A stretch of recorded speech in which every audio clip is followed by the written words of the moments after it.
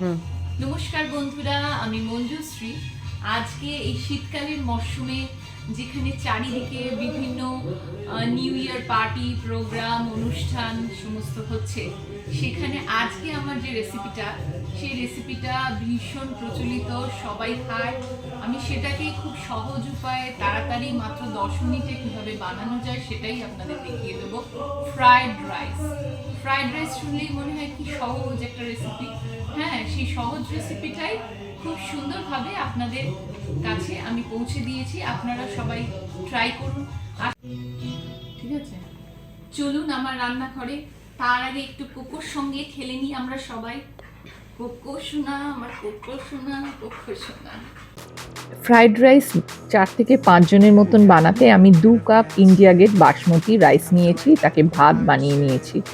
এবার দেখুন ভাতটা হয়ে গেছে, জল ঝরিয়ে রেখেছি। আর গাজর নিয়েছি বড় বড় দুটো, তাকে লম্বা লম্বা করে পাতলা পাতলা করে ঠিক যেরকমভাবে কাটছি ঠিক ওরকমভাবে পাতলা পাতলা করে কাটবেন। তারপরে বিনস নিয়েছি বেশ কিছুটা, সেটাও একটু লম্বা লম্বা করে কাটতে হবে। তারপর ক্যাপসিকামও একটু লম্বা লম্বা পাতলা পাতলা করে কেটে নিয়েছি। দেখতে পাচ্ছেন সব কিছু ধুয়ে গুছিয়ে রেখেছি, বিনস, গাজর, ক্যাপসিকাম, মটরশুঁটি।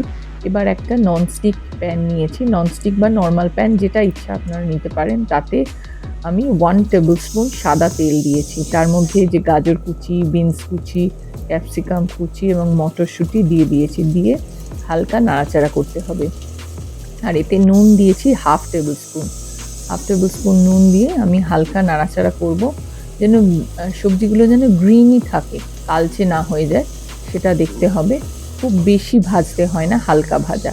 এরপরে একটা প্যানেতে ঘি নিয়েছি 2 চামচ, তার সঙ্গে তেজপাতা, দারচিনি, লবঙ্গ, এলাচ, গোটা গরম মশলা দিয়েছি।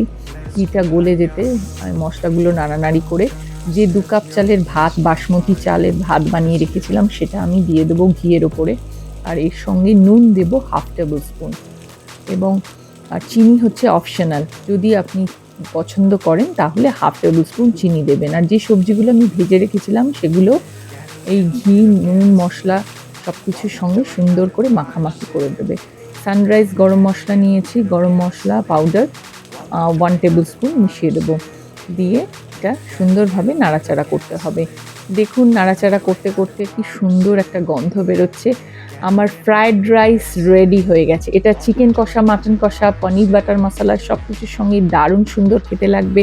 আপনারাও সবাই ট্রাই করবেন, আর আপনার বন্ধুবান্ধবদের শেয়ার করবেন আমার ভিডিওগুলো, আর অবশ্যই একবার সাবস্ক্রাইব করবেন। আর মতো এটুকুই, আবার দেখা হবে নেক্সট ভিডিওতে। বা